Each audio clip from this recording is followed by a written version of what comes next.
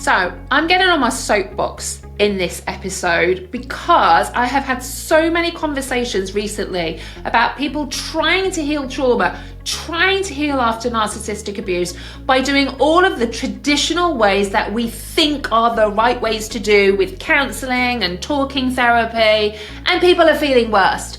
And this is what I want to talk about on today's episode. I want to talk about the importance of not just talking about what you've experienced, but feeling, processing, and nervous system healing. Hi everybody, my name is Caroline Strawson and I am your host of Trauma and Narcissism Redefined.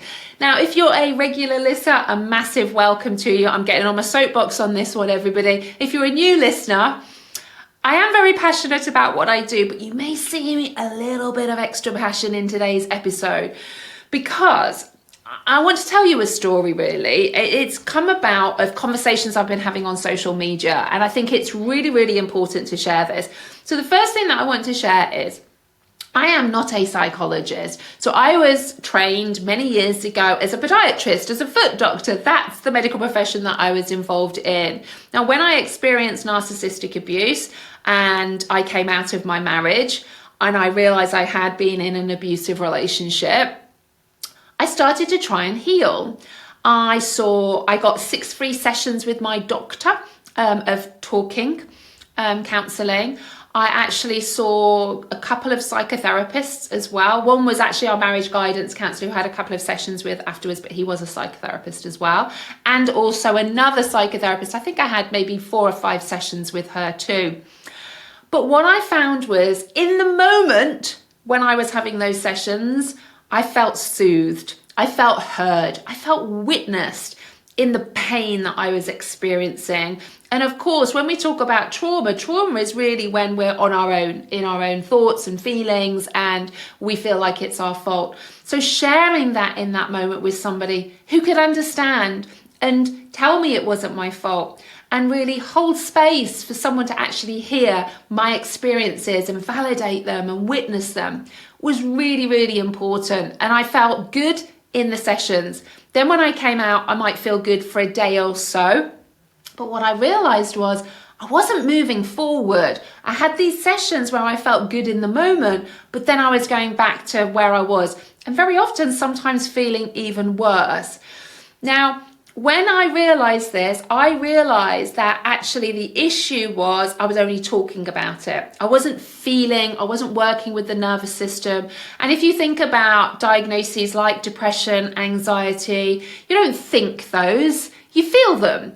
You know, you don't say, oh, I'm thinking really anxious today. You say, I'm feeling really anxious today. But when we're trying to work on not having, say, anxiety, we're just thinking about it and talking about it and trying to navigate and manage the symptoms of it, as opposed to the root cause of why is it there in the first place? And this was something that I started to see in everyday life. So I started to retrain, and I retrained in a lot of what we call somatic modalities. So what does somatic mean? Well, somatic really means in the body. So what I do is I work with the nervous system. So I retrained in lots of modalities like EMDR, brain spotting, internal family systems, somatic experiencing, breath work. All of these are real somatic therapeutic models. And that for me massively not only helped me, because I had sessions as well, but I realized that was really the missing piece when I was working with my clients, because it was important to talk, to feel seen and witnessed, what we call a top-down approach. So the cognition part of it, the front part of our brain. But we also have these other parts of the brain, our emotional part of the brain and our nervous system. So we also have to work with what we call a bottom-up way. And what I found was in our society today, it was very much top-down approaches that are out there that have been around for decades and decades and were thought of as the best ways to start to heal trauma. And of course, in my position, it was narcissistic abuse.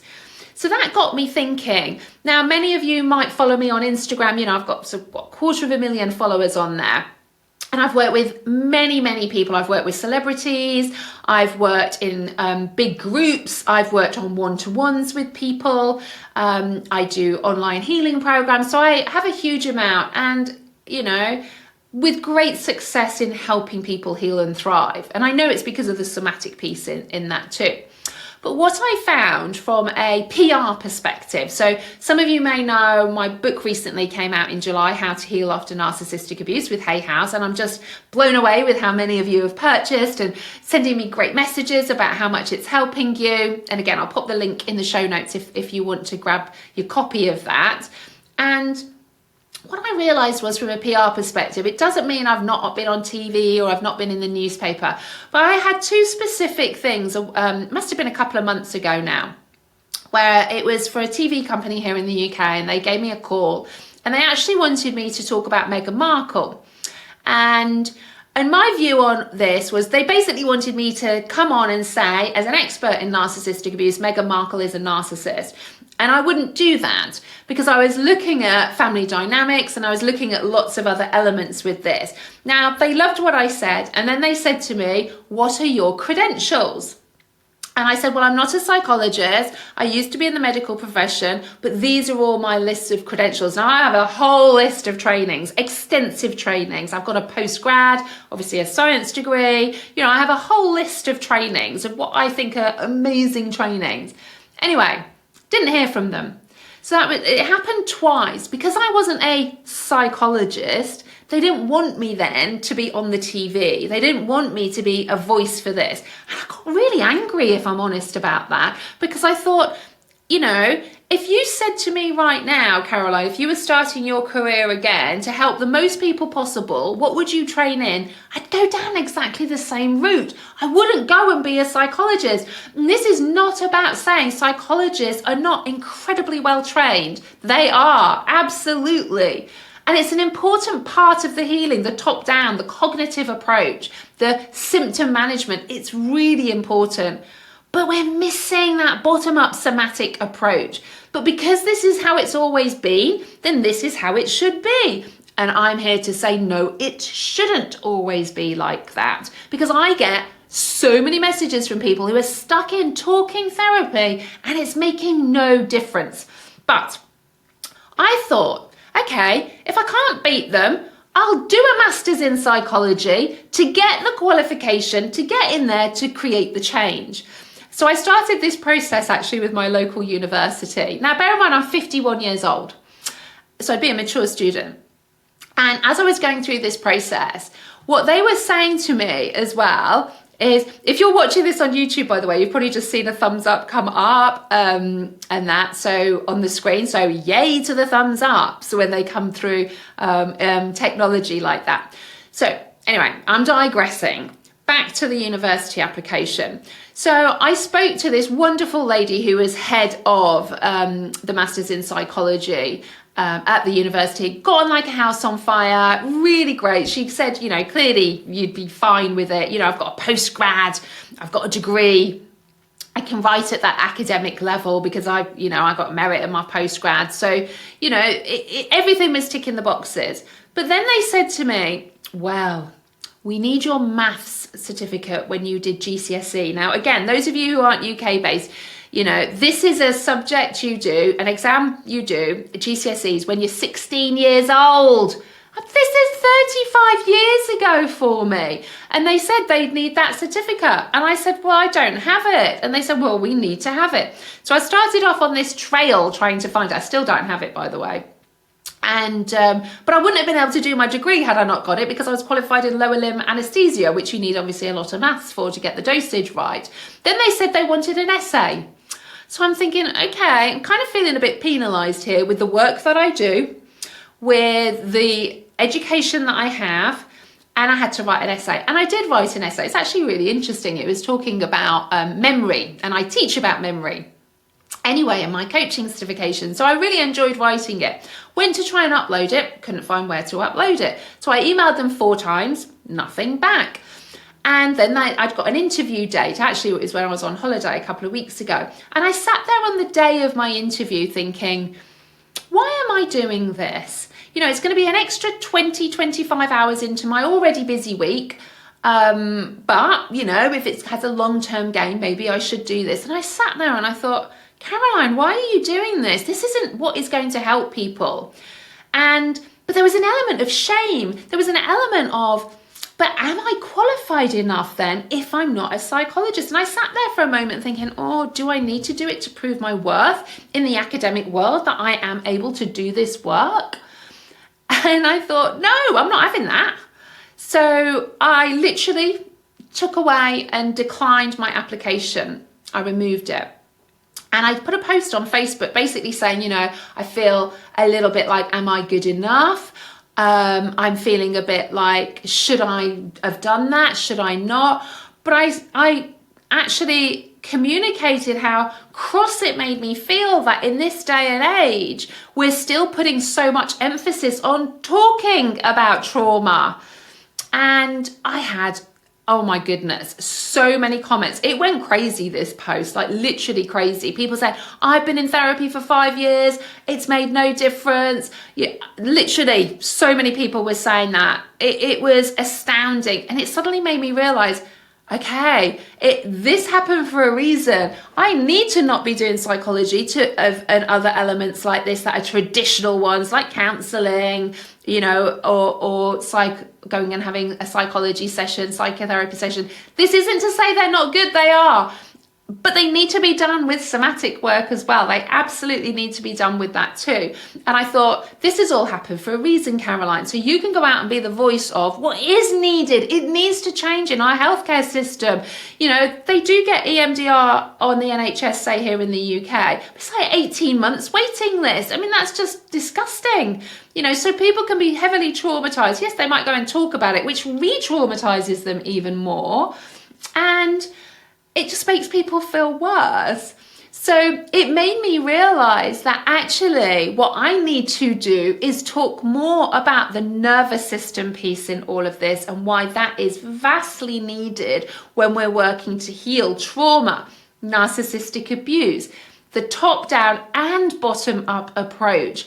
And again, I wouldn't get trained. I think I've chosen the best modalities out there to get trained in. I'm sure someone else would say differently. But like somatic experiencing, 3 years of intense trauma training, internal family system, I have all 3 levels, and in fact another level 2 as well in that, EMDR, brain spotting, breathwork teacher.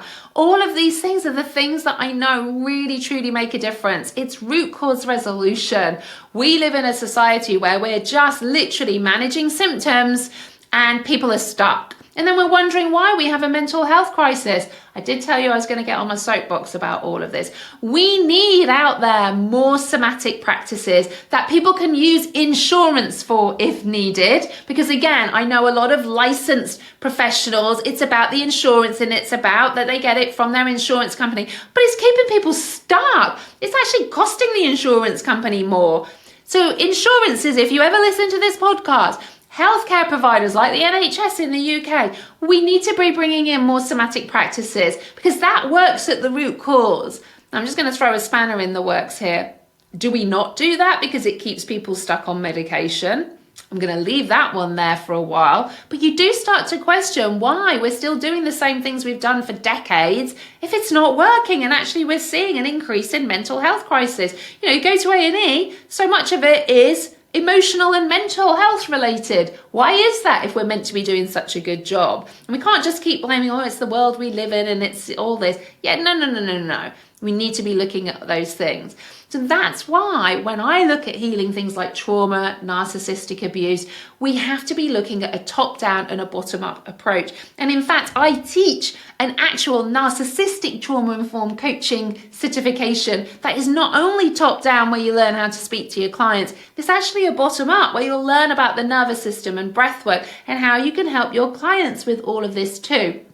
I'll pop the wait list in the show notes because I have a launch of my next cohort up in September. So if you want to put your name down and turn your pain into your purpose and your struggle into your strength, whether it's just pure trauma or you want to specialize in narcissistic abuse, I teach the world's only accredited narcissistic trauma-informed coaching certification and the world's only qualification level 7 in somatic trauma-informed coaching as well. So are you as outraged as me? You know, I really don't want this, by the way, to be seen as I am putting down people who are psychologists, because there's some amazing psychologists out there. They really, really are. But I think even psychologists now should have some form of somatic work attached to what they are doing. We know it's the top down, but it's also the bottom up approach with all of that too. So let me know, drop me an email, drop me a message on Instagram. What are your experiences of pure talking therapy? Did you feel better? Did it really, really help? Does it feel like it helped a bit, but you're still triggered? I would love to know, so that we can keep having these conversations about trying to get somatic work into healthcare systems, so that even if you do have insurance, you can get that covered by insurance as well. So I'm going to go and get off my soapbox now as well and have a cuppa. But I hope you enjoyed this one and can relate to it. And I suppose this is my own experience as well. And I don't feel bad now about not doing my master's in psychology. I might do another master's in something as well. But I'm not thinking, oh, I'm missing out now. I feel like I'm on a mission now to really talk about this more. And that's why I wanted to do this podcast. So I hope it was informative. Let me know if you can relate, and I can't wait to see you on the next episode.